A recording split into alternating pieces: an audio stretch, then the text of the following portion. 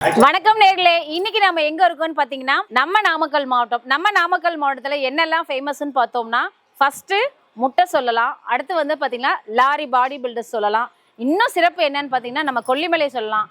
அதை விட சிறப்பு என்னன்னு பாத்தீங்கன்னா நம்ம நாமக்கல் ஆஞ்சநேயர் கோவில். நம்ம ஆஞ்சநேயரோட சிறப்பு அம்சங்களை அர்ச்சகர் நரசிம்மர் ஐயாட்ட கேட்டு தெரிஞ்சுக்கலாம். வாங்க வீடியோக்குள்ள போலாம்.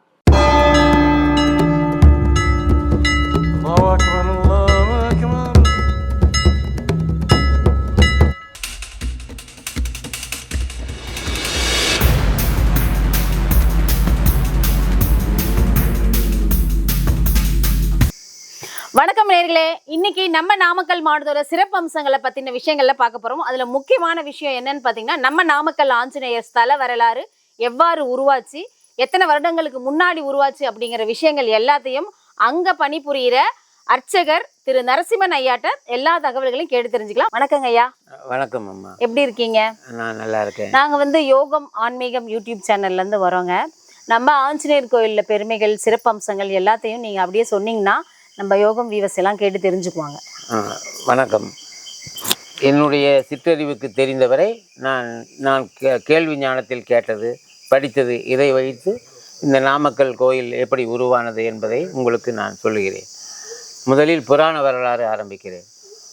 ராமாயண காலத்தில் இந்திரஜித்தினுடைய பிரம்மாஸ்திரத்தினால ராமர் லட்சுமணர் அவருடைய படைகள் எல்லாம் மூர்ச்சையாகி மயங்கி கிடக்கிறது. அப்பொழுது ஜாம்பவான் என்றவர் ஆஞ்சநேயரை கூப்பிட்டு சஞ்சீவி மலையை கொண்டு சஞ்சீவி பர்வதத்தில் இருக்கக்கூடிய சஞ்சீவி மூலிகையை கொண்டு வந்தால் அவருடைய மூர்ச்சையெல்லாம் ஆகி மறுபடியும் நாம் போராடலாம், பயப்பட வேண்டாம், நீ போய் சஞ்சீவி மூலிகையை கொண்டு வா என்று சொல்லவும் ஆஞ்சநேயர் உடனே புறப்படுகிறார். அந்த சஞ்சீவி மலையில் போய் பார்த்து சஞ்சீவி மூலிகை எது என்று அவருக்கு தெரியவில்லை. அதனால் அந்த மலையையே பேர்த்து கொண்டு வந்து விடுகிறார். வந்து அங்கே ராமாயணம் நடக்கக்கூடிய இடத்தில் வந்தவுடனே மூர்ச்சையற்றவர்கள் அனைவரும் எழுந்து விடுகிறார்கள். மறுபடியும் இந்த மலையை கொண்டு வந்து அங்கே எங்கே எடுத்தாரோ அங்கே கொண்டு வைக்க வேண்டும். அப்படி வைக்கும்போது திரும்பு காலில் நேபாளத்தில் கண்டகி நதியில் ஒரு சால கிராமம் பார்க்கிறார். அதில் ஒரு பக்கத்தில் நரசிம்ம சுவாமியும் ஒரு பக்கத்தில் அரங்கநாதரும் இருப்பதை பார்த்து இது ரொம்ப அபூர்வமான சால கிராமமாக இருக்கிறது, நாம் பிற்காலத்தில் பூஜைக்கு வைத்து கொள்ளலாம் என்று அதை மடியில் வைத்து கொண்டு அந்த சஞ்சீவி மலையை எடுத்துக்கொண்டு மலையை எடுத்துக்கொண்டு அங்கே வைத்துவிட்டு திரும்பும்பொழுது நாமக்கல் வழியாக வரும்பொழுது சாயந்தர நேரம் ஆகிவிடுது. சாயங்காலத்தில் சந்தியாவந்தனம் என்கின்ற ஒரு கடவுள் வணக்கம் செய்ய வேண்டும். அப்படி வணக்கம் செய்வதற்கு இந்த மடியில் இந்த பொருள்கள் இருக்கிறதே என்று அங்கே நாமகிரி லட்சுமியானவள் தவம் செய்து கொண்டிருக்கிறார். காரணம் நரசிம்மாவதாரத்தில் அவருடைய கோபம் எதற்கும் கட்டுப்படாமல் பிரகலாதனுக்கு மட்டும் கட்டுப்படுவதால் லட்சுமி கோபித்து கொண்டு நாமக்கல்லில் நீர் என்னை தேடி எப்பொழுது வருவீரோ அப்பொழுதுதான் நான் மறுபடியும் வருவேன் வைகுண்டம் என்று சொல்லிவிட்டு இங்கு தபசு பண்ணுகிறார். அந்த தபசு பண்ணக்கூடிய இடம்தான் கமலாலயம். அங்கே ஆஞ்சநேயர் வரும்பொழுது சாயந்தரமானபடியால் அந்த வணக்கம் செலுத்துவதற்காக தாயார்கிட்டே தன்னுடைய மடியில் இருக்கிற சால கிராமத்தை கொடுத்து இதை கீழே வைத்து விடாதே, நான் போய் வணக்கம் செய்துவிட்டு வருகிறேன் அப்படி என்று கொடுக்கிறார். அப்போ தாயார் சொல்கிறார், பார்த்த உடனே நம்ம நரசிம்மர் நம்மை தேடி வந்து விட்டார், இதை விடக்கூடாது என்று உடனே 3 சப்தம் கூப்பிடுவேன், அதற்குள் நீ வராவிட்டால் இந்த சால கிராமத்தை கீழே வைத்து விடுவேன் என்று சொல்கிறார். இல்லையம்மா, நான் சீக்கிரம் வந்து விடுகிறேன் என்று போகிறார். போன உடனே இவர் தாயாராகப்பட்டவள் கீழே வைத்து விடுகிறார். அது பெரிய பர்வதமாக வளர்ந்து விட்டது. ஆஞ்சநேயர் வணக்கம் செலுத்தி விட்டு நான் கொடுத்த சால கிராமம் என்கிறார். 3 சப்தம் கூப்பிட்டேன், வரவில்லை, அதனால் நான் கீழே வைத்து விட்டேன், பர்வதமாக வளர்ந்து விட்டது. சொன்னவுடன் ஆஞ்சநேயர் அதை எடுக்க பெயர்க்கிறார், முடியவில்லை. முயன்று பார்த்து ரொம்ப சிரமப்படுகிறார். கடைசியில் நாம் கொண்டு வந்த அதிசயமான பொருள் இங்கேயே வைத்துவிட்டு நாம் இங்கேயே இருக்கலாம் என்று அந்த மலையை 3 வலம் இங்கேயே நாம் பிராண தியாகம் செய்யலாம் என்று நினைக்கும் பொழுது அசரீரி கேட்கிறது. இந்த மாதிரி ராமாயணத்தை முடித்து நீ என்னுடன் சேவை சாதி எனக்கு எதிர்கே அப்படி என்று கேட்டவுடன் அவர் அதனால் ராமாயணம் முடித்து கொண்டு எல்லா ஊரும் ராமருக்கு முன்னால் தான் ஆஞ்சநேயர் கோயில் இருக்கும். இங்கே நரசிம்மருக்கு முன்னால் ஆஞ்சநேயர் அருள்பாலித்திருக்கிறார். ஆஞ்சநேயர் 18 அடி உயரம் என்று நினைக்க வேண்டியதில்லை. நரசிம்மருடைய பாதத்துக்கும் அவருடைய சிரசுக்கும் தான் கரைத்தார். அவர் எப்பவும் நரசிம்மருடைய கீழே தான் இருக்கிறார், உயர்ந்தவராக இல்லை என்பதற்கு ஒரு எடுத்துக்காட்டு. அங்கே ஒரு நரசிம்மர் கோயிலில் சுற்றி வரும்போது ஒரு சின்ன கோபுரம் இருக்கும். அந்த கோபுரத்தில் ஒரு துவாரம் இருக்கும். அந்த துவாரத்திலிருந்து பார்த்தால் அந்த நரசிம்மருடைய திருவடிக்கு நேர் அந்த துவாரம், ஆஞ்சநேயருடைய திருவடி, அதாவது திருமுடி கிடைக்கும். அப்போ அவருடைய காலடியையும் இவருடைய திருமடியத்துக்கு நேராக தான் இருக்கிறார். ரெண்டாவது, ஆஞ்சநேயருடைய சிலையை பார்த்தால் ஒரு கால் கொஞ்சம் எதற்கும் தயாராக ஒரு வேலைக்காரர் வந்து எஜமான் கூப்பிட்டவுடன் ஓடி வருவதற்கு ரெடியாக இருப்பது போல் இவருடைய கால் ஒரு ஒரு ஒரு பக்கம் மட்டும் கொஞ்சம் சாய்ந்து இருக்கும். எப்பொழுது பகவான் கூப்பிட்டாலும் நாம் புறப்படுவதற்கு ரெடியாக இருக்க வேண்டும் என்பது போல் அந்த மாதிரி இருக்கிறது. இது வந்து உங்களுக்கு புராண சிறப்பு. நாமகிரி அம்மன் வந்து தனியாக எதுவும் கிடையாது. இங்கே இந்த கமலாலயத்தில் தபசு பண்ணி அதிலிருந்து எடுத்த சிலை தான் இங்கே வைத்திருக்கிறார்கள். புதியதாக ஒன்றும் சிலை செய்யவில்லை. இது வந்து உங்களுக்கு புராண வரலாறு. உங்களுக்கு சரித்திர வரலாறு என்று பார்க்க போனால் கிபி 8ஆம் நூற்றாண்டில் பல்லவர்கள் காலத்தில் அவருடைய பெருமையை சிறப்பிப்பதற்காக எங்கு மலைகள் இருக்கிறதோ பாறைகள் இருக்கிறதோ அங்கெல்லாம் குடைந்து குகை கோயில்கள் உண்டாக்கி அதில் சிற்பங்கள் செதுக்கினார்கள். ஏன்னா அந்த பல்லவர்களுடைய ஆட்சியினுடைய சிறப்பை அப்படி வந்ததில் மகேந்திரவாடி, நாமக்கல், பல்லாவரம், மகாபலிபுரம், இப்படி எங்கெங்கு மலைகள் இருக்கிறதோ அங்கெல்லாம் குகை சிற்பங்கள் இருப்பது எல்லாமே பல்லவர்கள் கால சிற்பம்தான். அப்படி உருவானது தான் இது. 8ஆம் நூற்றாண்டில் அதியேந்திர, அதாவது நரசிம்மவர்ம பல்லவனுடைய பேரன் அதியேந்திர குணசீல பல்லவன் என்பவனால் இது பாறைகளை குடைந்து உருவாக்கப்பட்டது. இது வந்து மலையில் நாம் அந்த கோயிலின் என்ட்ரன்ஸ் நுழையும் போது 40 அடிகள் மலையை குடைந்து உள்ளுக்குள்ளே புடைப்பு சிற்பம் அத்தனையும் அதே பாறைகள், செப்பரேட் ஸ்டாச்சு கிடையாது. இந்தண்ட வைகுண்ட நாராயணன், இந்தண்ட திருவிக்கிரம அவதாரம், அந்தண்ட இரணிய சம்ஹாரம், அந்தண்ட பூவராகன், நடுவில் நரசிம்மர். இதில் என்ன சிறப்பு என்றால் திருமூர்த்தி ஸ்தலம் இது. அதாவது வந்து பிரார்த்தனை ஸ்தலம். ஆழ்வார்களோ மற்ற யாரும் பாடல் பெற்ற ஸ்தலம் இல்லை. ஒரு பக்கம் நரசிம்மர் மகாவிஷ்ணு, இந்த பக்கம் ஈஸ்வரன் முழு உருவத்துடன் மான் மழுவுடன் காட்சியளிக்கிறார்.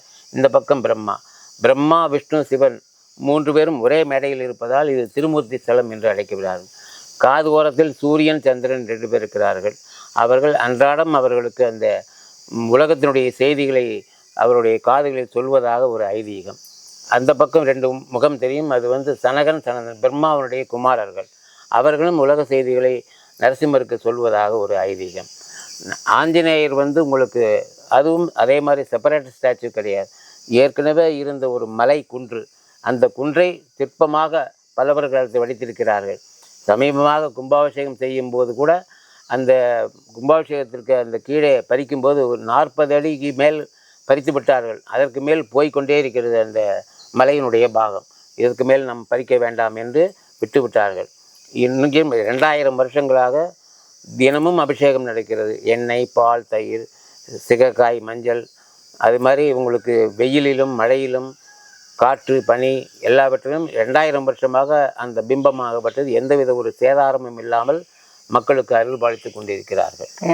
இதுதான் உங்கள் சிறப்பு, நாமக்கல்லின் சிறப்பு. ஐயா, இப்போ நாமக்கல் ஆஞ்சநேயர் வந்து வளர்றாரு அப்படின்னு சொல்லியிருக்காங்க. நானுமே நிறைய பேர் சொல்ல கேள்விப்பட்டிருக்கேன். அது உண்மைங்களா? அதாவது அதனுடைய வளர்ச்சியை நம்மளால் கண்டுபிடிக்க முடியாது. இயற்கையாகவே வந்து ஒரு ஹிஸ்டாரிக்கலாக ஒரு மலையினுடைய வளர்ச்சி உண்டு. அதாவது இயற்கையாகவே அதாவது மலைகளுக்கும் இது பரிணாம வளர்ச்சி உண்டு என்பது தெரியும். அதை வந்து நம்மளால் வந்து அளவிட்டு கணக்கிட முடியாது. பல வருஷங்களுக்கு 1 இன்ச்சு அந்த மாதிரி தான் நம்ம அதை அளந்து பார்த்துட்டு இருக்க முடியாது.